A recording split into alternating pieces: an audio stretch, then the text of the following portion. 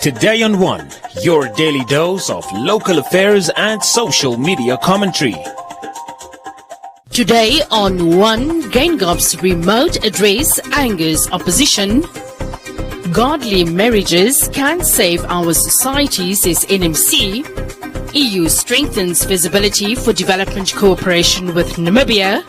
And Namibia Paralympic Committee wants to improve rankings at Tokyo 2020.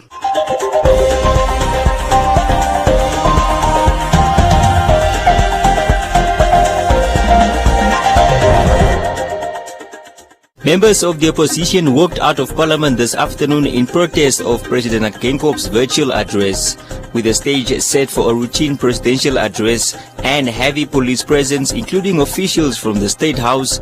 A pre-recorded video was played in the chambers. What was supposed to be a normal Parliament opening session soon turned chaotic after the Speaker of the National Assembly announced that the President will address the august House not from the chambers but remotely. The pre-recorded speech angered members of the opposition, with McHenry Vanani taking the floor to describe it as a national embarrassment. The President, and by extension the Speaker of the Parliament, made a mockery of the parliamentary session today, because the President ought to be here in person and to give us the speech that we ought to digest, analyze and take forward. But what has happened is a sign of cowardice. All of us are here from the opposition parties and including the ruling parties.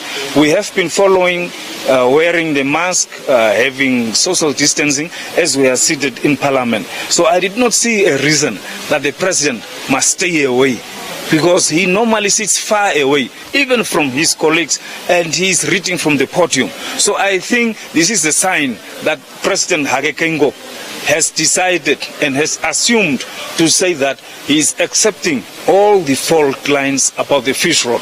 He is in fact guilty by association, even by running away from facing the people that elected him and to speak to the nation directly from the Parliament chambers. We was waiting the President in the chamber. He never come. He's scared.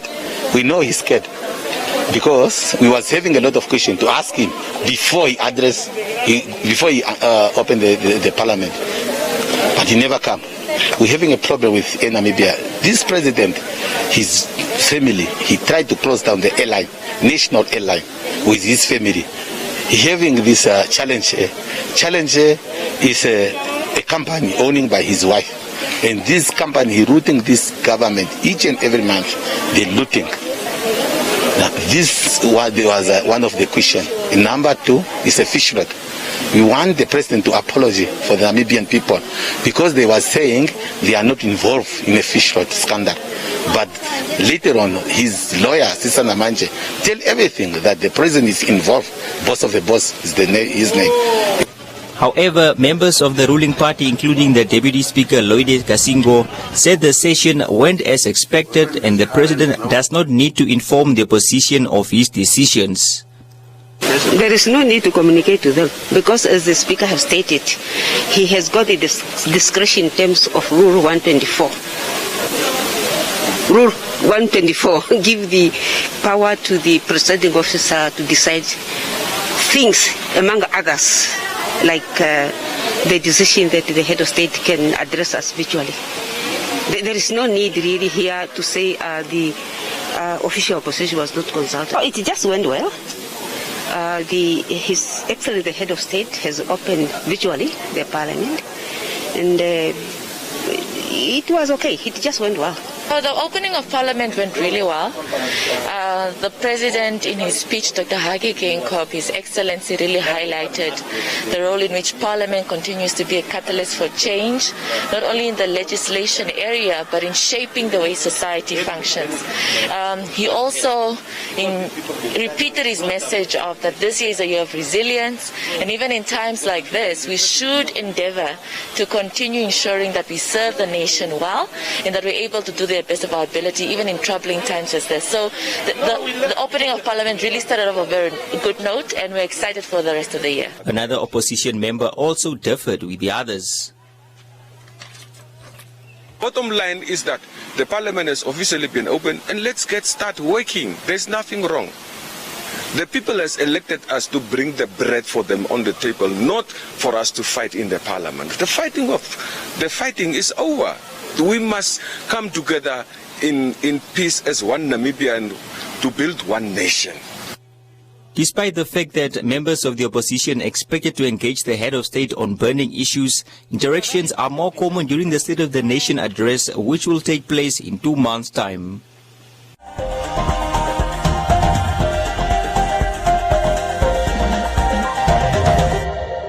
Every morning I leave home not knowing if it's the last time I say goodbye to my mommy. On my way to school, I see a lot of drivers who do not follow the rules of the road. Some are distracted and others make poor choices that could take my life.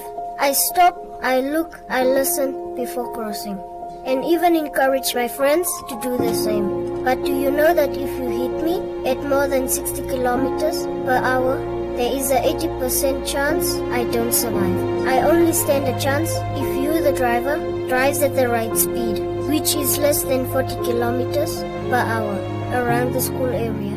Do the right thing and save lives. This message was brought to you by the National Road Safety Council.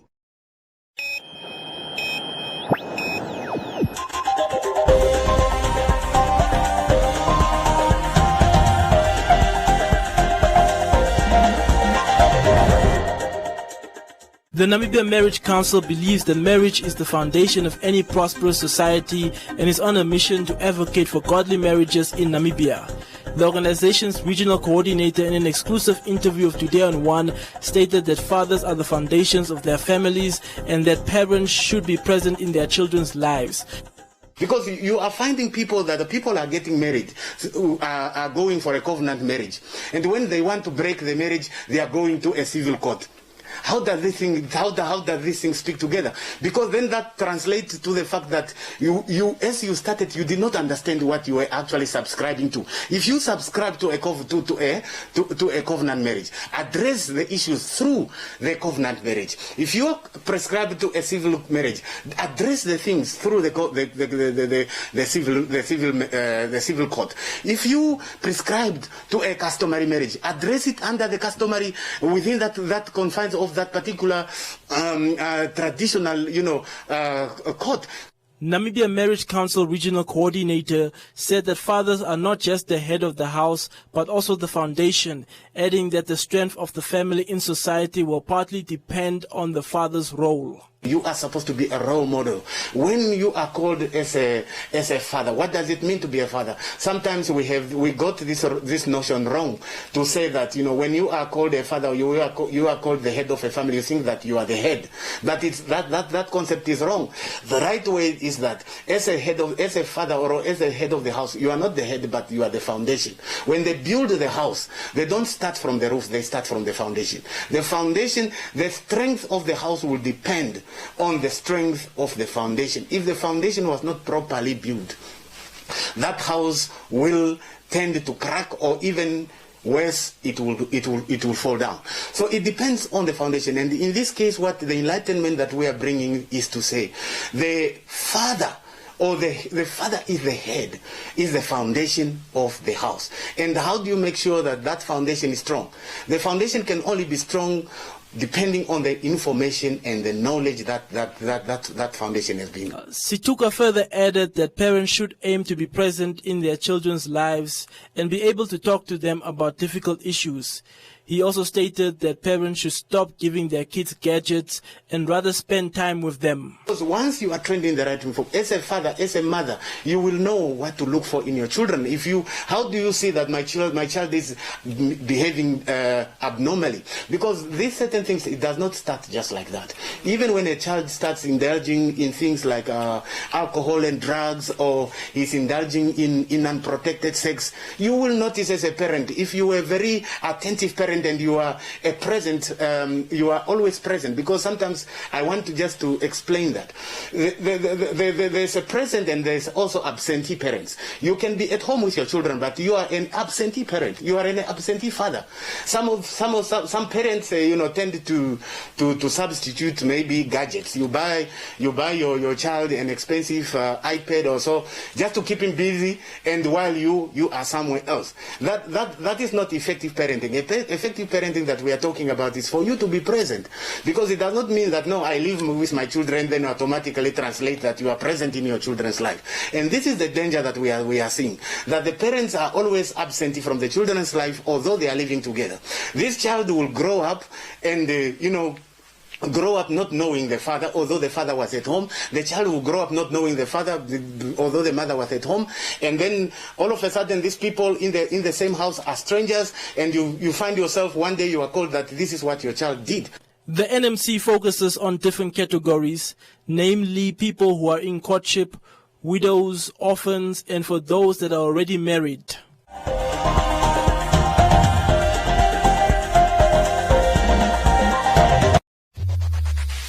Win free airtime with One Africa TV. Share your comments on the channel. WhatsApp your feedback, name and town to 081 200 6659. One Africa TV. It just gets better.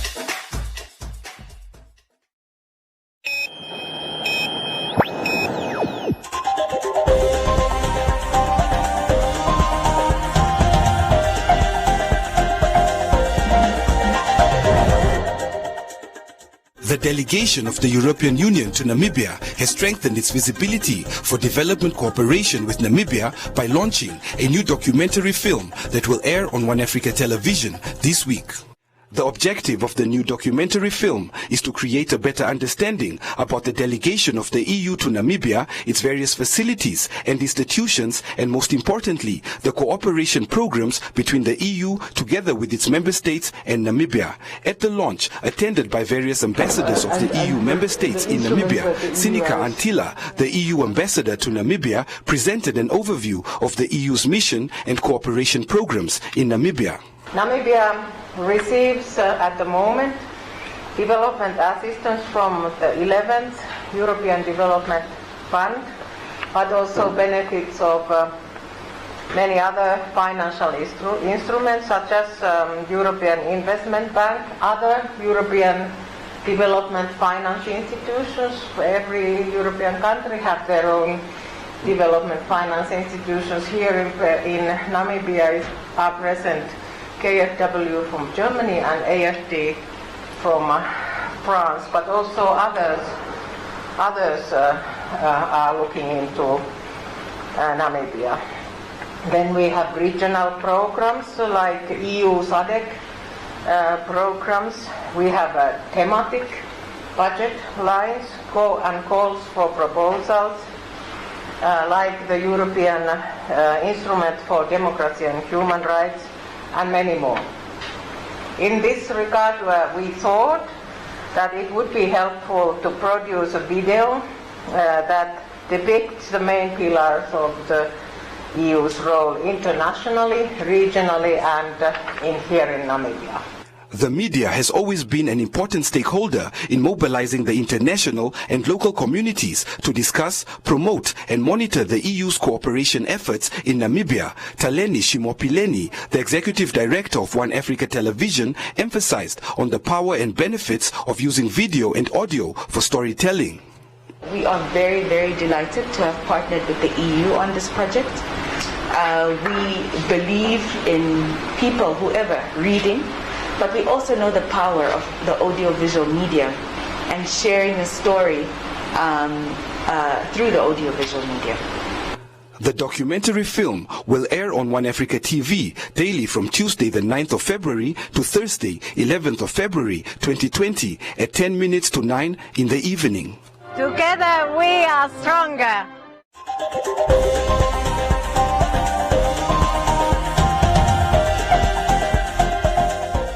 I am an original. There's nobody like me. I'm Robin, and my confidence is perfect fitting lingerie. I am Marsha, and my confidence is being exactly who I am. I'm Theodora, and my confidence is knowing my worth. It's time to love your underwear, to love yourself.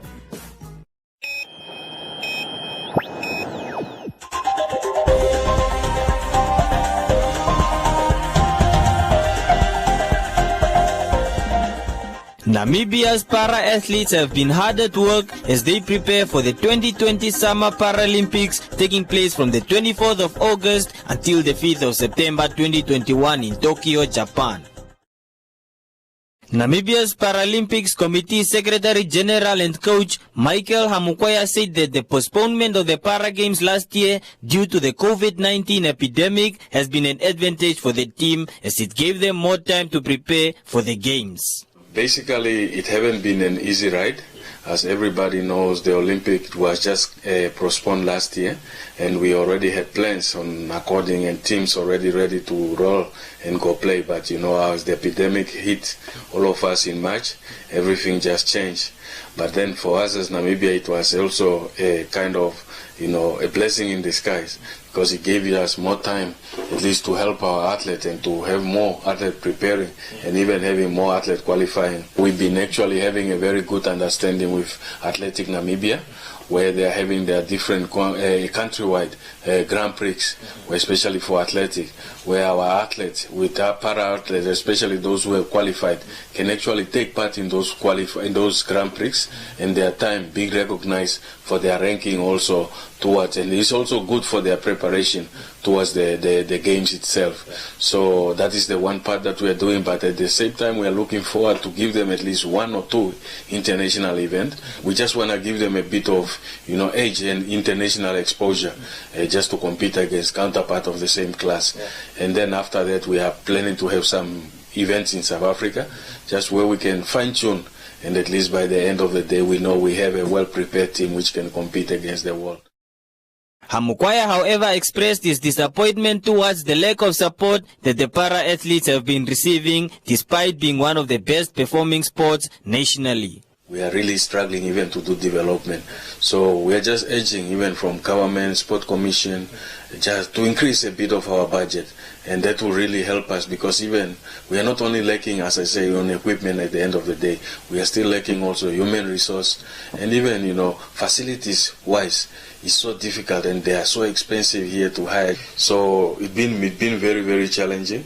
But we've been going through, trying with all those challenges to keep them afloat, but it's not easy, and I believe it's not fair compared to the able-bodied sport, the way much money is given.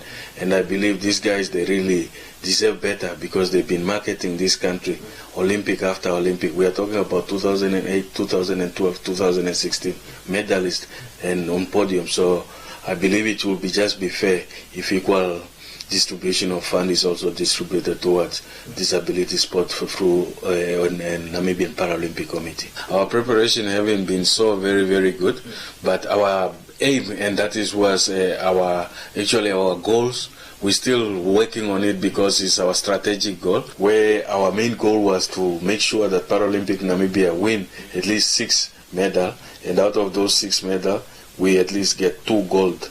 But that was now better from what we did in Rio. We wanted to improve on that, and also improve the ranking of Namibia, because we've been mainly around, the last Olympic, we were actually ranked 47.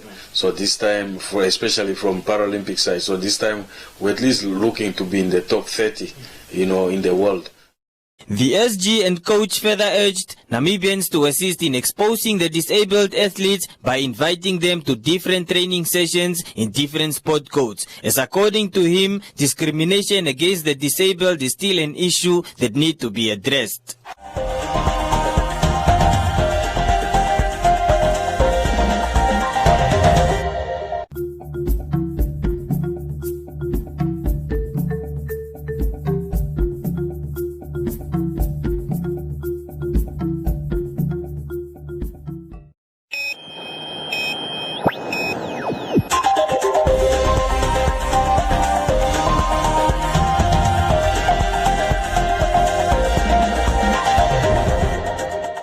In other leading stories, to recognize accomplishments of the transformation agenda in the financial sector, the Bank of Namibia hosted an event under the theme Celebrating Female Leadership in Banking. Transformation of the Namibian financial sector, as advocated for by the Namibia Financial Sector Strategy 2011-2021 and the Voluntary Financial Sector Charter, calls for the localization of the sector. In this context, localization refers to ensuring increased local ownership, skills development, and decision-making capacity of institutions. This includes representation or participation of Namibian citizens in the control and management structures of the institution, for example, board of directors, executive management, and other decision-making structures. Currently, 4 out of the top 5 commercial banks in Namibia now have female managing directors.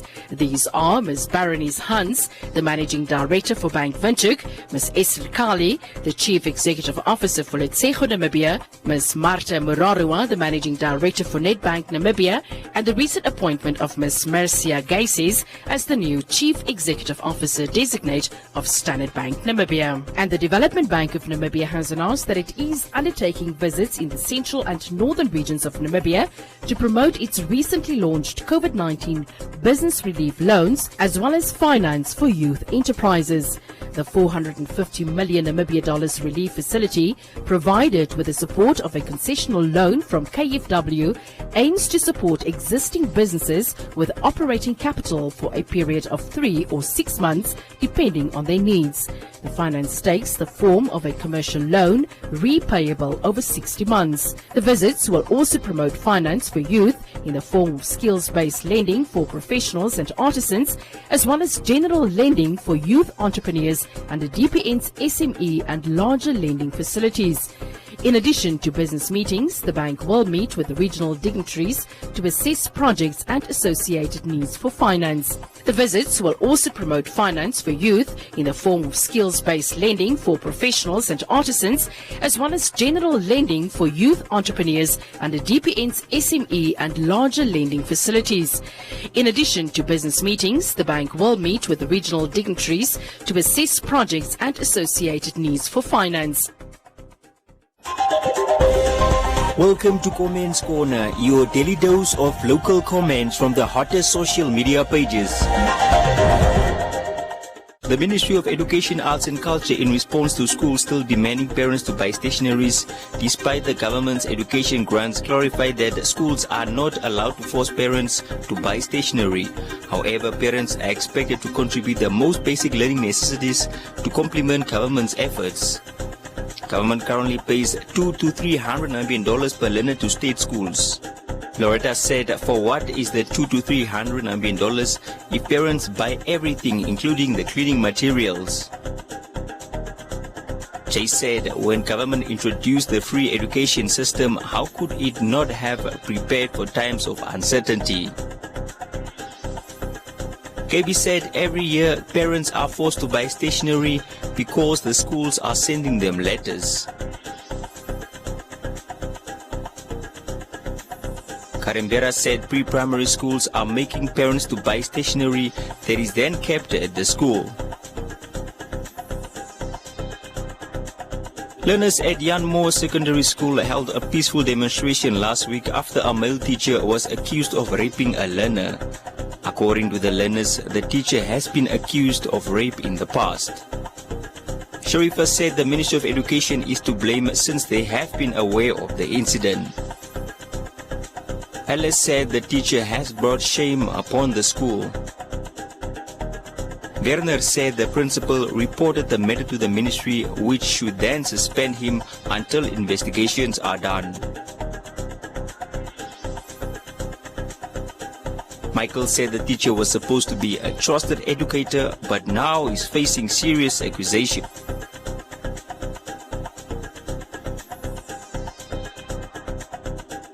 Michael said the teacher was supposed to be a trusted educator, but now is facing serious allegations. Inzaghi said that he likes the response from the school principal.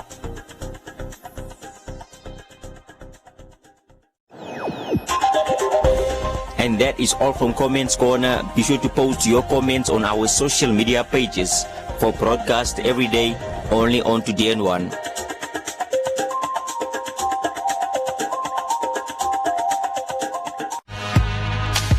I'm feeling so bad because of I have been arrested.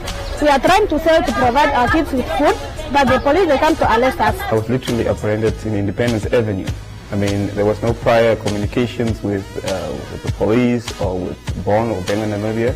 These guys literally just apprehended us on surprise. And when you are talking in a manner that is exaggerated about brutality in this country, I should ask you in which country you live. Yes, I can confirm that indeed there were 2 cell phones that were found after a search was conducted at the cells that the Fish Road accused are staying.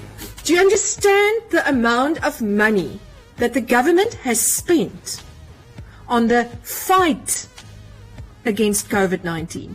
Could they have spent 300 million on tracing people and managing people? Is that even possible?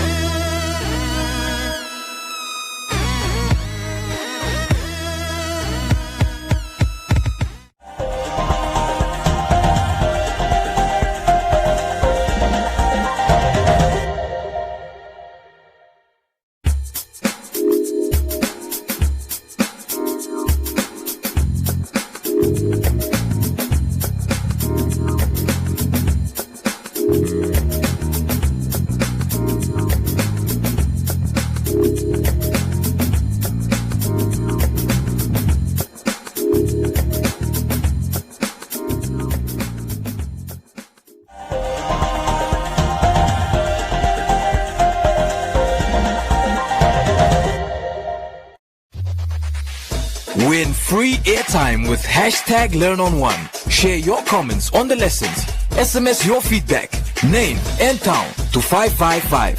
Hashtag #LearnOn1. Invite learning in.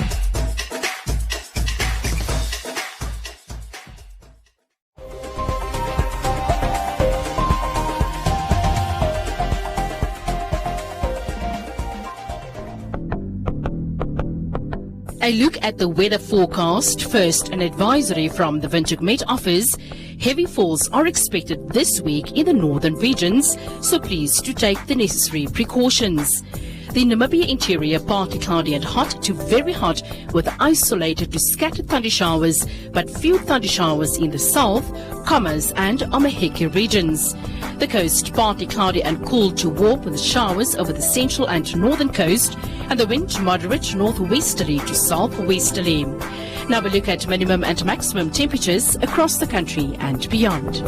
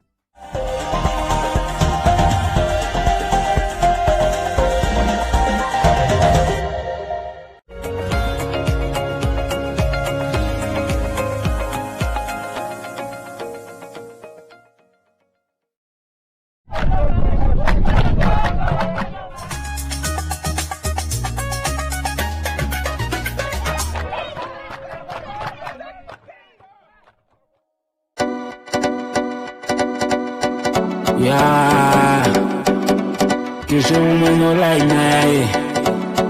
Yeah, do what you know. Inga shiushi, shiushi me bro. Peda pute kuligega, you know what I mean. Stay focused. Oh yeah, lo kuchu wa kuchoni na poche. Ya lo kuchi wa kucho tandi stopa. Again, I'm stopanando di no kupiti fa polimwe. Again, I'm on the kula different, lo sini go fasifa. Again, non quello che ni facciamo si no puoi tenere shi next week.